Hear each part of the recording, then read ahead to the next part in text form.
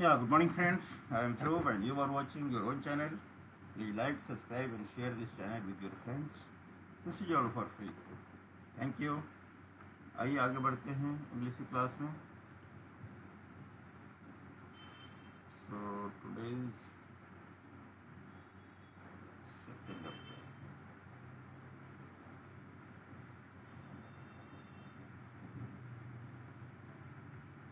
Today is 2nd April. हम क्या पढ़ रहे थे? क्या होमवर्क दिया था आपको? वर्ब के लिए होमवर्क था. ओके, बनाकर लाए हैं.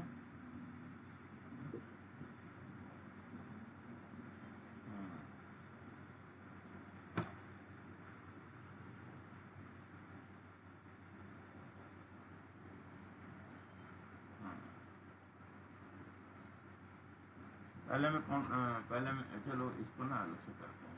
थोड़ा सा ना एक्सप्लेन भी कर दूंगा.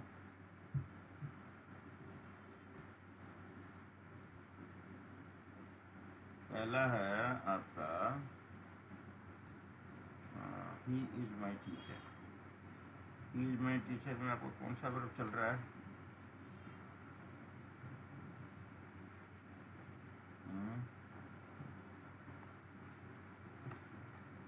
हेलो. हाँ सर. पहला जो है आपका ही इज माई टीचर, इसमें कौन सा वर्ब है?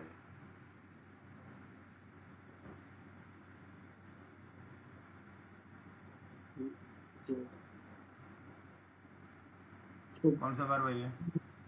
ट्रांजिटिव. ट्रांजिटिव है ये. ट्रांजिटिव में क्या होता है?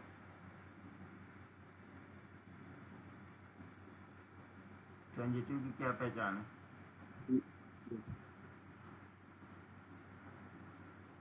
ट्रांजिटिव में क्या पहचान होती है? सही. मैं कह रहा हूँ ट्रांजिटिव में क्या पहचान होती है? ट्रांजिटिव वर्ब की क्या पहचान है? सर ट्रांजिटिव में सर ही होता है. अरे भाई सारा ऊपर से निकल गया क्या? ट्रांजिटिव वर्ब जो होता है उसको हम कैसे पहचानेंगे क्या ट्रांजिटिव वर्ब है? ट्रांजिटिव वर्ब किसको कहते हैं? उसकी हिंदी में क्या मतलब होती है?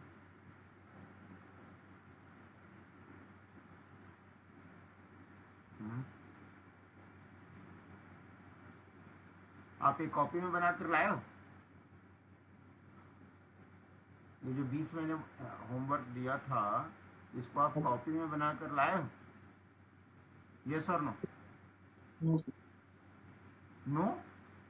इसका मतलब आपने होमवर्क किया ही नहीं है. सर ऐसे लिखे थे सर.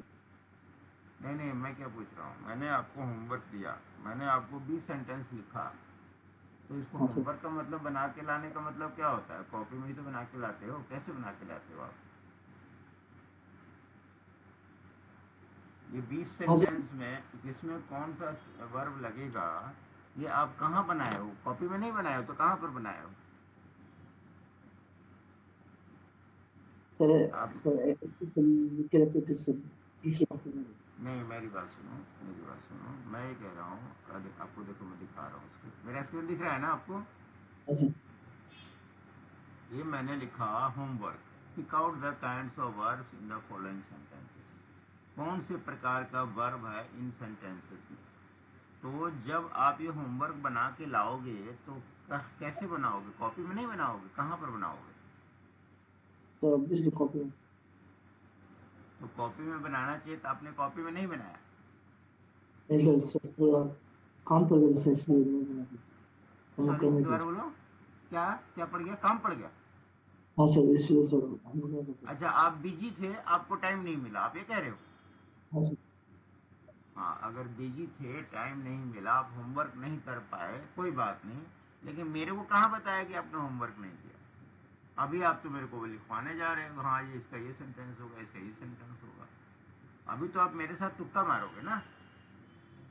आप समझो मैं कहना क्या चाह रहा हूँ. मेरा मतलब ये है कि चारों वर्ब आपने पढ़ लिया और चारों वर्ब के बेस पे मैंने 20 होमवर्क दिया। अब आप टाइम नहीं मिला, नहीं बना पाए, ये बात समझ में आती है। लेकिन अभी आप जो मेरे को कराओगे, मैं लिखता जा रहा हूँ, आप क्या बोलोगे? तो सब तो गलत ही बोलोगे ना। आपने तुक्का मारोगे, अंदाजा बोलोगे, वो होमवर्क तो नहीं हुआ ना। होमवर्क का मतलब ये है कि आप बना के लाए हो, आप अपनी कॉपी से देख के मुझे बताओ, ये मेरा मतलब है। जैसे मैं लिखूंगा और आपसे पूछूंगा आपने क्या बनाया, आप कहोगे कि मैंने ये बनाया, फिर मैं आपसे डिस्कस करूंगा कि ऐसे क्यों बनेगा। लेकिन आप नहीं बना पाए। चारों वर्ब रिवाइज किया है जितना पढ़ाई हुआ था?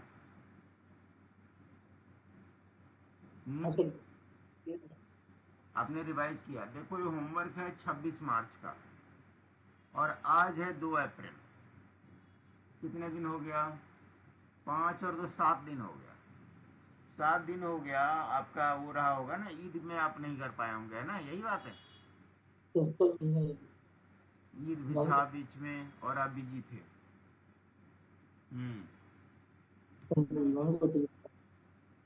सॉरी,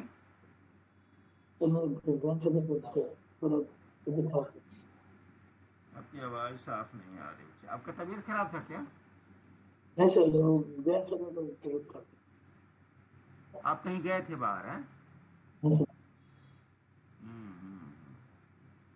वो तो ग्रैंडफादर उसका तबीयत खराब थी। कल भी टाइम नहीं मिला होमवर्क बनाने का? सर रात को आया। ओहो, नहीं तो थोड़ा एक मैसेज डाल देते ना कि सर मेरा अभी होमवर्क तैयार नहीं है, या कॉल ही कर लेते, मुझे बात तो हो ही जाती है मेरी। अब सर ये सर एक्चुअली ना एक, हाँ बोलो। सर हम लोग सब कल सुबह करके देंगे। कल आप करके लाओगे? हाँ सर, पक्का लेंगे। हाँ, तो कैसा है कि एक्चुअली ना अभी ख़त्म हो रहा है, वर्ब जो है अब ख़त्म हो रहा है, समझ रहे हो? हाँ अगर सर, अभी ना, अब इसको मैं होमवर्क करके ना इसको मैं ख़त्म करना चाहता हूँ। आपका एक छोटा सा टेस्ट हो रहा है कि वर्ब में आपने क्या सीखा, सही सीखा, गलत सीखा, जो भी सीखा। अब एक बार इसको होमवर्क बना दोगे तो इससे ना ये क्लोज हो जाएगा। मुझे हाँ अगला सर, टॉपिक अडबर पढ़ेंगे हम लोग। सब बोले थे सर, इस तरह से सब लिखेंगे पूरे से, सब रिवर्स करके हम लोग करके लेंगे। कल आप करके ले आएंगे? हाँ सर। अच्छा। अच्छा, ये बताओ, इस वर्ग में कहीं कोई डाउट तो नहीं है आपको? कोई चीज़ पूछने का है? सर थोड़ा सा रिवर्स करने से फिर से। रिवाइज करना है? हाँ सर। हाँ बताओ, क्या रिवाइज करा दूँ? कौन सा टॉपिक में आपको डाउट है, रिवाइज करा दूँ, बता दो। इसी वर्ग को ही रिवाइज करना है? हाँ सर। हम्म? अच्छा चलो, थोड़ा वर्ग रिवाइज करा देता हूँ।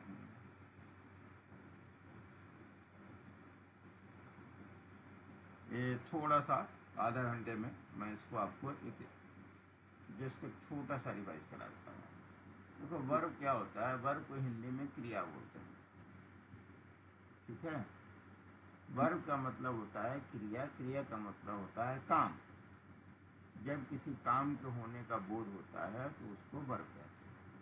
जैसे सोना, उठना, बैठना, आना जाना, खाना पीना, ये जितने सारे काम होते हैं वो सब क्रिया होती है। ये क्रिया आपकी 4 प्रकार की होती है इंग्लिश ग्रामर के हिसाब से। एक होता है ट्रांजिटिव वर्ब, एक होता है इंट्रांजिटिव वर्ब, एक होता है हेल्पिंग वर्ब, एक होता है लिंकिंग वर्ब, ठीक है? ट्रांजिटिव का मतलब होता है जिसमें ऑब्जेक्ट आता हो। इंट्रांजिटिव का मतलब है नो ऑब्जेक्ट, जिसमें ऑब्जेक्ट नहीं हो। हेल्पिंग का वर्ब होता है is am are, is am are, was were, ये जितने सारे वर्ड हैं हेल्पिंग वर्ब है। लिंकिंग वर्ब का मतलब होता है इसमें इसमें वर्ब, मेन वर्ब होता ही नहीं। लिंकिंग वर्ब में क्या होता है? नो मेन वर्ब, इसमें मेन वर्ब होता ही नहीं। अब इसको हम लोग सीखते हैं ऑब्जेक्ट है, जिसमें ऑब्जेक्ट होता है। जैसे एग्जांपल देता हूँ, आई ईट राइस, सब्जेक्ट ये मेन वर्ब हो गया, ये ऑब्जेक्ट, ये आपको ट्रांजिटिव हो गया। बेसिक बात यही होता है। जिसमें सब्जेक्ट वर्ब ऑब्जेक्ट हो जाए वो ट्रांजिटिव। अब वर्ब का मतलब से यहाँ प्रिंसिपल वर्ब है, ध्यान रहे, प्रिंसिपल वर्ब बोल लो या मेन वर्ब बोल लो। इसका बेसिक पहचान है कि इसमें सब्जेक्ट भी होगा, वर्ब भी होगा, ऑब्जेक्ट भी होगा। मैं चावल खाता हूँ, मैं भात खाता हूँ, इसका सिंपल पहचान है, यह ट्रांजिटिव, जिसमें एक मेन वर्ब होगा और एक ऑब्जेक्ट। जैसे वी प्ले फुटबॉल। अब ये हो गया वर्ब, ये हो गया ऑब्जेक्ट। अब इसमें दो दो ऑब्जेक्ट भी हो सकते हैं, वो कोई मैटर नहीं। जैसे मान लो we play football in the ground. अब ये ऑब्जेक्ट वन हो गया, ऑब्जेक्ट, ये ऑब्जेक्ट वन ऑब्जेक्ट टू का है, ऑब्जेक्ट होना चाहिए, जरूरी है। इंट्रांजिटिव में क्या है? No object. इंट्रांजिटिव में क्या पहचान है? No object. जैसे आप लिखते हो आई ईट, हो गया सब्जेक्ट वर्ब, तो ये आपका हो गया, इसमें ये इंट्रांजिटिव ऑब्जेक्ट नहीं है। इसमें ऑब्जेक्ट नहीं है ना सर? ऑब्जेक्ट इसमें नहीं आता। ऐसा सेंटेंस जिसमें ऑब्जेक्ट नहीं हो उसको इंट्रांजिटिव वर्ब में, यही वाला वर्ब जो है इंट्रांजिटिव वर्ब हो जाता है। जैसे आई ईट, यू गो, कुछ भी जिसमें ऑब्जेक्ट ही नहीं। ही केम, वह आया, खत्म, सेंटेंस ही खत्म। तीसरा होता है आपका हेल्पिंग वर्ब।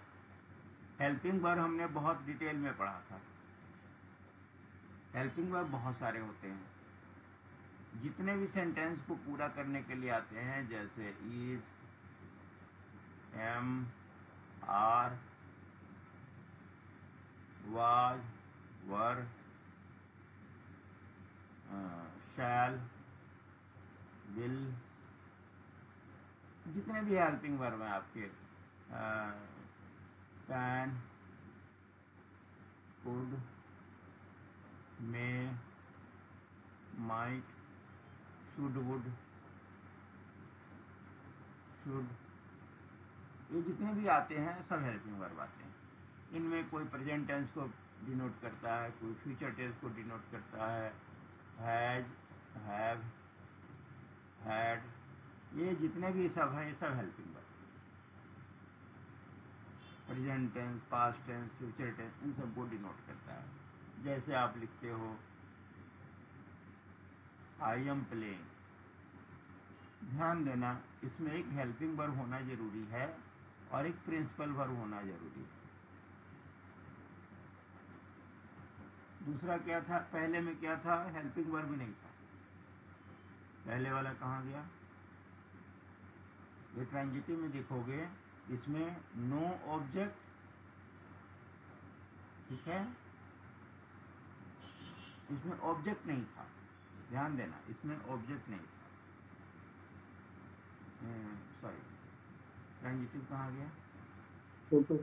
हाँ, ट्रांजिटिव क्या है? ट्रांजिटिव में इसमें सब्जेक्ट भी है, वर्ब है, ऑब्जेक्ट है। इसमें प्रिंसिपल वर्ब होना जरूरी है, बहुत इंपॉर्टेंट है कि इसमें प्रिंसिपल वर्ब होना जरूरी है। ये आपका ट्रांजिटिव हो गया। हेल्पिंग वर्ब क्या है? हेल्पिंग वर्ब ये सपोर्टिंग वर्ब है। जैसे अब इसमें क्या है? हेल्पिंग वर्ब भी होगा, प्रिंसिपल वर्ब भी होगा, ठीक है। आई एम प्लेइंग, मान लो क्रिकेट। अभी आपका देखो, आपके मन में आएगा कि सर इसमें सब्जेक्ट है, इसमें वर्ब है, इसमें ऑब्जेक्ट है, तो ट्रांजिटिव क्यों नहीं होगा? आपके मन में सवाल आ सकता है। तो I playing cricket, subject verb object तो है, लेकिन प्लेइंग से पहले एम है, तो यहाँ पर ये हेल्पिंग वर्ब का काम कर रहा है एम, और प्लेइंग जो है प्रिंसिपल वर्ब।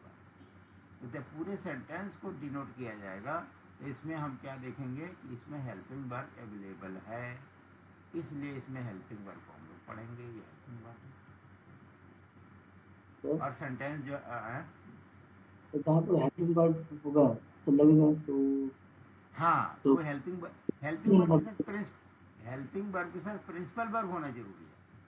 ओके यानी कि जब भी हेल्पिंग वर्ब की सेंटेंस आएगी, इसका मतलब है हेल्पिंग वर्ब क्या करता है, सेंटेंस को हेल्प करता है ना, पूरा करने के लिए हेल्प करता है। तो जैसे ही हेल्पिंग वर्ब आएगा, इसके बाद प्रिंसिपल वर्ब जरूरी है, ये मस्ट है। जैसे ही इज गोइंग,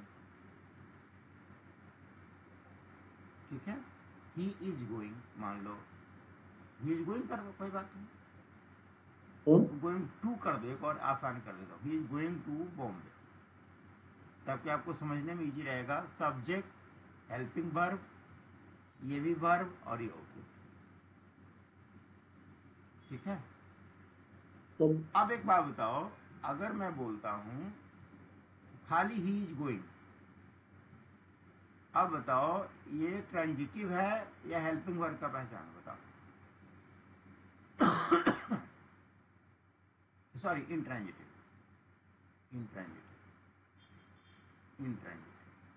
इंट्रांजिटिव में हमने क्या पढ़ा है, ऑब्जेक्ट नहीं होता, राइट। हमने इंट्रांजिटिव वर्ब में ये पढ़ा है, हाँ, इसमें ऑब्जेक्ट नहीं होता। जैसे हमने पढ़ा आई ईट, पढ़ा आई ईट, इसमें ऑब्जेक्ट नहीं, सब्जेक्ट, ये भी वर्ब, ये भी वर्ब, बिकॉज इज है इसमें, इसलिए हम इज को हेल्पिंग वर्ब में पढ़ेंगे। आपने अगर इज नहीं होता, ही गोज होता, तो ये इंट्रांजिटिव हो जाता। सर बोले तो जैसे ही इज गोइंग, तो ही तो सभी हो गया, इज वर्ब और going verb. Sir going verb जो है सर, वर्ब ये भी दो वर्ब वर्ब ही है, तो ये भी कैसे वर्ब पहचान, ही है। तो कैसे पहचानेंगे? कैसे पहचानेंगे, हाँ, कैसे पहचानेंगे, वो मतलब क्या होता है, जाना।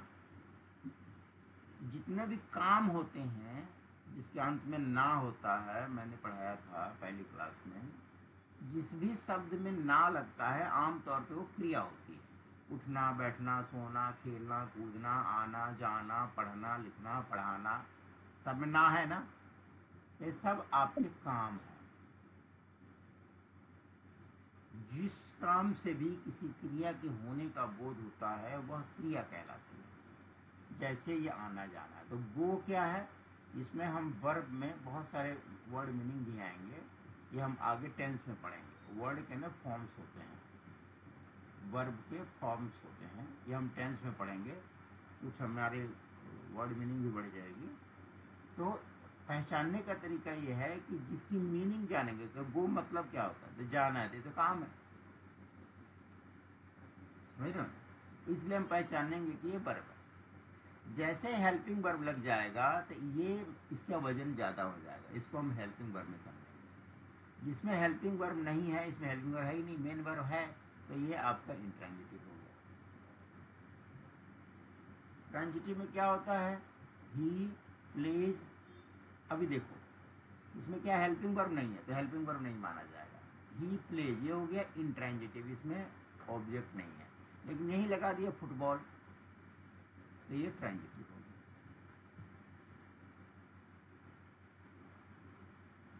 कुछ कुछ क्लियर हो रहा है? हाँ सर। थोड़ा सा और समराइज कर देता हूँ।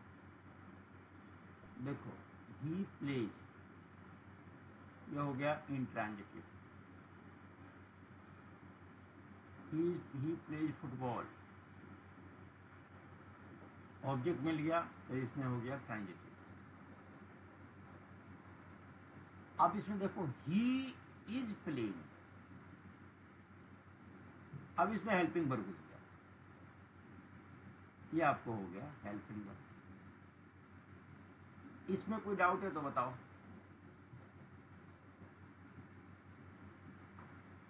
तो इसके साथ सही है ना? आवाज जोर से बोलो, आवाज तुम्हारी रुक जाती है। तो बोले तो जैसे ही इज प्लेइंग, हम्म तो सर प्लेइंग के आगे तो इज है, तो वो हेल्पिंग वर्ब हो गया। T U is helping verb होता है, हाँ। तो ये हेल्पिंग वर्ब तो माना जाएगा। सर तो सर अब मैं लिख, हाँ बोलो। तो हेल्पिंग वर्ब में सर जो प्रिंसिपल वर्ब होगा सर वो कैसे पहचानेंगे? नहीं, दोबारा बोलो, ये वाला सवाल दोबारा बोलो।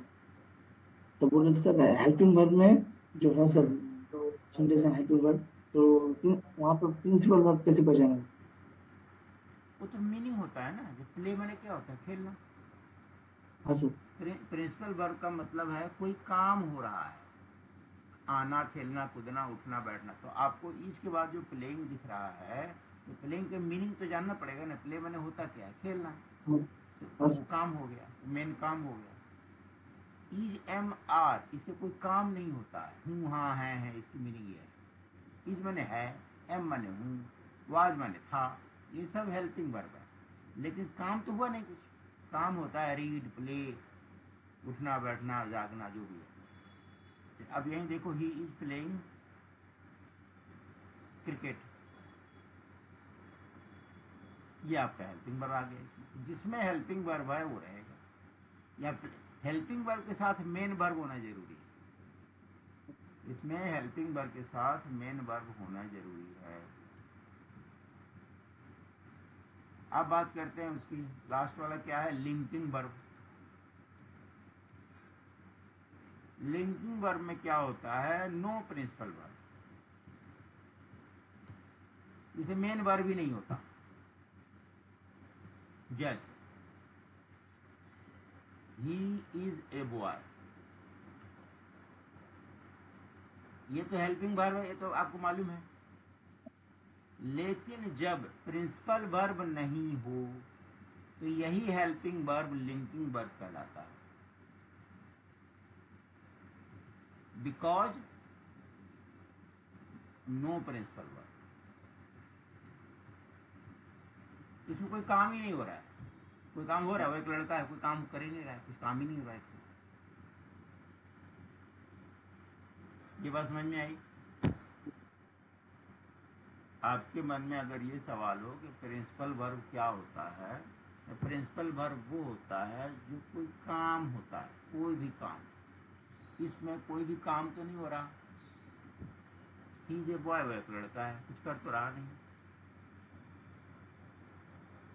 आप लिखोगे रीडिंग, प्लेइंग, गोइंग, कमिंग, तो काम हो गया।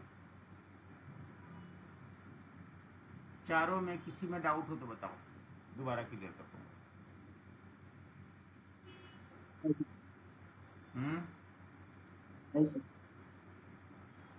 सर तो नहीं। ये एक रिवीजन हुआ। रिवीजन मैंने शॉर्टकट में कराया कि ट्रांजिटिव को पहचानने का तरीका क्या है। ट्रांजिटिव को पहचानने का तरीका है, एक मेन वर्ब रहेगा और साथ में ऑब्जेक्ट जरूरी, ये है ट्रांजिटिव। इसमें हेल्पिंग वर्ब नहीं रहेगा, ध्यान रहे, इसमें हेल्पिंग वर्ब नहीं रहेगा।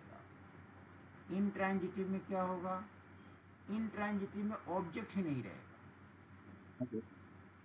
इनट्रांजिटिव में देखो ये वाला है, इसमें ऑब्जेक्ट ही नहीं। तो सर सिर्फ सब्जेक्ट और वर्ब रहेगा सर ऑब्जेक्ट नहीं रहेगा। जोर से बोलो। तो सब्जेक्ट और वर्ब रहेगा सर ऑब्जेक्ट नहीं होगा। हाँ, सब्जेक्ट रहेगा और एक मेन वर्ब रहेगा। मेन वर्ब खेलना, इसमें हेल्पिंग वर्ब नहीं रहेगा। यानी हेल्पिंग वर्ब अपने आप में एक अलग वर्ब है। जैसे ई एम आर लग गया उसमें भी हेल्पिंग वर्ब हो, लेकिन हेल्पिंग वर्ब के साथ मेन वर्ब होना जरूरी है, ये उसकी पहचान है। हेल्पिंग वर्ब के साथ मेन वर्ब, खेलना, कूदना, उठना जरूरी है। जिसमें हेल्पिंग वर्ब नहीं है वो या तो ट्रांजिटिव है या इंट्रांजिटिव।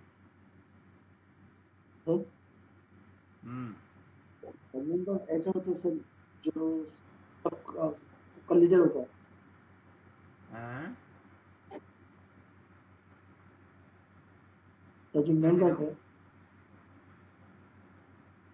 तो मेन नहीं वर्ब समझ जो रहा है हूँ। हम्म, तो जैसे ये एक सेंटेंस बना सर वो डायरेक्टली वो काम करता है सर मेन वर्ब। हाँ, मेन वर्ब मतलब काम करना होता है, कोई कोई काम हो रहा है, कोई क्रिया हो रही है। काम, काम समझ लो, काम वर्ब माने काम किया, क्रिया हाँ तो को ही सर दूसरा वर्ड काम कहते हैं। हाँ, तो वही बोलते सर जैसे डायरेक्टली कोई काम काम हो रहा है सर उसी को मेन वर्ब। हाँ, डायरेक्ट काम हो रहा है। जैसे प्ले, वो खेल रहा है, अगर इसमें हेल्पिंग वर्ब नहीं है, इन दोनों में क्या होता है, no helping verb. Transitive intransitive में कोई हेल्पिंग वर्ब जरूरी नहीं है। जैसे इज आ गया तो हेल्पिंग वर्ब बन गया। अब यहाँ पर एक चौथा होता है लिंकिंग वर्ब। लिंकिंग वर्ब में हेल्पिंग वर्ब तो होता है, लेकिन उससे मेन वर्ब भी नहीं होता, तो वह लिंकिंग वर्ब कहलाता है। ही ये बॉय, वो एक लड़का है, कुछ कर ही नहीं रहा, वो एक सिंपल लड़का है। आई एम ए बॉय, ऐसे हूँ है, हूँ तो हेल्पिंग वर्ब हो गया, लेकिन हेल्पिंग वर्ब नहीं माना जाएगा क्योंकि इसमें वर्ब है ही नहीं, तो ये लिंकिंग वर्ब माना जाएगा।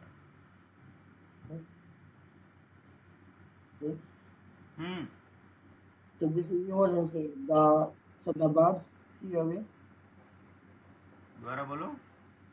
the birds the birds flew flu away. Away. Flu माने फ्लाई, फ्लू, फ्लोन।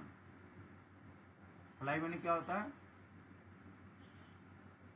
तो उड़ना, उड़ना, उड़ गया, जो भी है। द बर्ड्स फ्लू अवे, चिड़िया उड़ गई। क्या बोलो, फ्लू अवे का मतलब होता है उड़ जाना, ये फ्रेज टाइप का है। द बर्ड्स फ्लू अवे मतलब उड़ के भाग गई, दूर चली। सब्जेक्ट है, फ्लू अवे मैंने उड़ना, वर्ब हो गया, इसमें ऑब्जेक्ट ही नहीं है। कौन सा वर्ब होगा ये, interesting. इंट्रांजिटिव होगा, यस।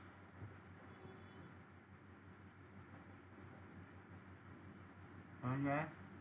अच्छा, तो इसमें आपको पकड़ना होगा, देखो इसमें हेल्पिंग वर्ब है ही नहीं। अब मैं लिखूंगा द बर्ड्स आर फ्लाइंग, अब ये हेल्पिंग वर्ब हो गया, ये मेन वर्ब हो गया, तो ये आपका हेल्पिंग वर्ब में आ जाएगा। क्लियर हुआ? जैसे he cut his finger. ये तो मेरा वाला आप एग्जाम्पल पूछ रहे हो, ये तो आपको होमवर्क बना के लाना है। नहीं सर, ये दोनों कंफ्यूज था सर, ये दोनों चीज। इसका मीनिंग नहीं आ रहा, क्या समझाऊं? आंसर नहीं बताऊंगा, इसकी मीनिंग समझा दूंगा आपको, ये तो होमवर्क है आपका। अगर दूसरा सेंटेंस पूछोगे तो मैं बता दूंगा इसकी मीनिंग क्या है। उसने अपनी उंगली काट ली। कट के 3 रूप होते हैं, कट कट कट। वर्ब का पहला रूप, वर्ब का दूसरा रूप, वर्ब का तीसरा रूप। कट कट कट, देखिए दूसरा रूप आया है यहाँ, ही कट हिज फिंगर, उसने अपनी उंगली काट लिया। अब इसमें क्या बताऊं मैं,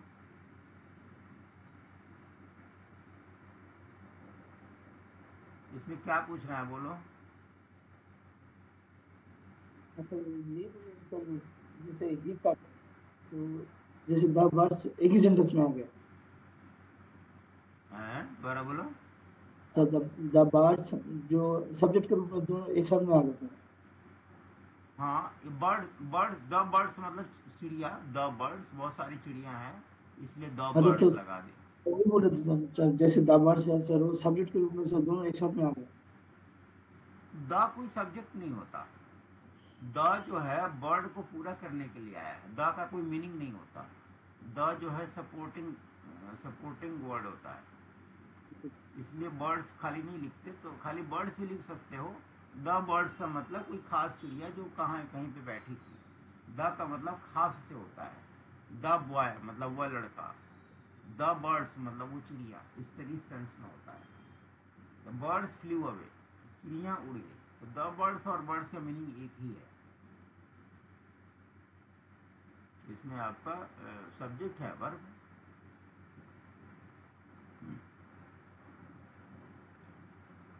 अगर आप कहते हो the birds flu away, away माने दूर करते हो, उड़ गई, दूर चली गई, तो अगर आप इसको वर्ब मानते हो, इसको ऑब्जेक्ट मानते हो, तो आप इसको ट्रांजिटिव भी बोल सकते हो।